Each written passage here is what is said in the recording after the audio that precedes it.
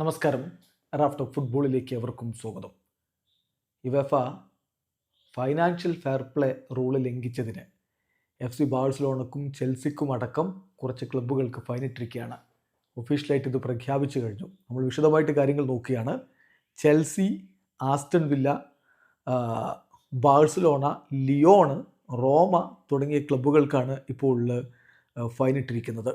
യുവേഫയുടെ CFCB first ചേംബറാണ് fine തീരുമാനിച്ചിരിക്കുന്നത്. അതിൽ പറയുന്നത് അവർ not comply with football earnings rule, ഇതാണ് പാസ് ചെയ്തിരിക്കുന്നത്.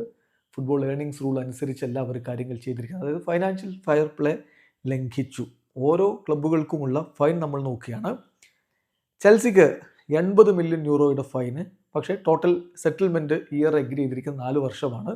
അതിൽ 20 മില്യൺ യൂറോയാണ് അൺകണ്ടീഷണൽ. അപ്പോൾ ഇതിൽ കൺഫ്യൂഷൻ വേണ്ട, എന്താണ് ഈ അൺകണ്ടീഷണൽ?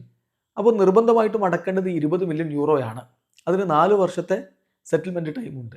അത് ലംഘിച്ചാൽ മാത്രമേ ആ 80 മില്യൺ യൂറോയുടെ ഫൈൻ ആക്റ്റീവ് ആവുകയുള്ളൂ. അപ്പോൾ ഒരർത്ഥത്തിൽ അതൊരു സസ്പെൻഡ് ഫൈനാണ്. ഇപ്പോൾ അടക്കേണ്ടത് 20 മില്യൺ യൂറോയാണ്. അത് ഈ സമയത്തിനുള്ളിൽ അടക്കണം. ഇല്ലെങ്കിൽ 80 മില്യൺ യൂറോ എന്നുള്ളത് ആക്റ്റീവ് ആവും. വിലയുടെ കാര്യത്തിൽ 3 ഇയർ സെറ്റിൽമെൻ്റ് ആണ് 20 മില്യൺ യൂറോ ഫൈന്. അതിൽ 5 മില്യൺ യൂറോയാണ് അൺകണ്ടീഷണൽ. അപ്പോൾ അവർ അടക്കേണ്ടത് 5 മില്യൺ യൂറോയാണ്. ഈ 3 കൊല്ലത്തിനുള്ളിൽ അത് അടച്ചില്ലെങ്കിൽ 20 മില്യൺ യൂറോ ഫൈൻ ആക്റ്റീവ് ആവും. ബാഴ്സലോണയുടെ കാര്യത്തിൽ 2 വർഷമാണ് സെറ്റിൽമെൻറ്റ്, 60 മില്യൺ യൂറോയാണ് ഫൈന്. അതിൽ 15 മില്യൺ യൂറോയാണ് അൺകണ്ടീഷണൽ. അപ്പോൾ ബാഴ്സ ഇപ്പോൾ അടക്കേണ്ടത് 15 മില്യൺ യൂറോയാണ് 2 വർഷം കൊണ്ട്. ആ സെറ്റിൽമെൻറ്റ് എഗ്രിമെൻറ്റ് തെറ്റിച്ചാൽ 60 മില്യൺ യൂറോ ഫൈനായിട്ട് ഇത് മാറും. ഒളിമ്പിക് ലിയോണിൻ്റെ കാര്യത്തിൽ 4 വർഷത്തെ സെറ്റിൽമെൻ്റ് ആണ്, 50 മില്യൺ യൂറോയാണ് ഫൈന്. അതിൽ 12.5 മില്യൺ യൂറോയാണ് അൺകണ്ടീഷണൽ. പിന്നെ CFCB ചേംബർ ചെൽസിയുടെയും ആസ്റ്റൺ വില്ലയുടെയും കാര്യത്തിൽ അവർ സ്ക്വാഡ് കോസ്റ്റ് റൂള് ബ്രീച്ച് ചെയ്തിട്ടുണ്ടെന്നുള്ളത് കണ്ടെത്തിയിട്ടുണ്ട്. അപ്പോൾ അവർക്ക് അഡീഷണൽ ഫൈനുണ്ട്. അതായത് 11 മില്യൺ യൂറോയുടെ ഫൈന് ചെൽസിക്ക് ആ കാര്യത്തിലുണ്ട്, 6 മില്യൺ യൂറോയുടെ ഫൈന് വില്ലക്കുമുണ്ട്. അപ്പോൾ ചെൽസി ആകെ അടക്കേണ്ടത് 20 മില്യൺ യൂറോയുടെ ആ അൺകണ്ടീഷണൽ ആയിട്ടുള്ള ഫൈനും പിന്നെ ഈ 11 മില്യൺ യൂറോയുടെ ഫൈനുമാണ്. അപ്പോൾ ടോട്ടൽ 31 മില്യൺ യൂറോ അവർക്ക് വരും. അതേസമയം വില്ലക്ക് വരുന്നത് 5 മില്യൺ യൂറോയുടെ അൺകണ്ടീഷണൽ ഫൈനും പിന്നെ ഈ 6 മില്യൺ യൂറോയുടെ ഫൈനുമാണ്. അപ്പോൾ ഒരു 11 മില്യൺ യൂറോ അടക്കേണ്ടി വരും.